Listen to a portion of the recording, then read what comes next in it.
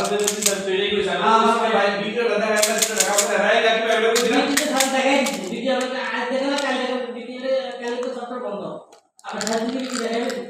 না দেখাইতে পারবি শেষ দিন না দেখে আমি তো পরে বসে যাওয়া লাগে আমার তো টাকা ঢুকিয়ে নেই যে তুই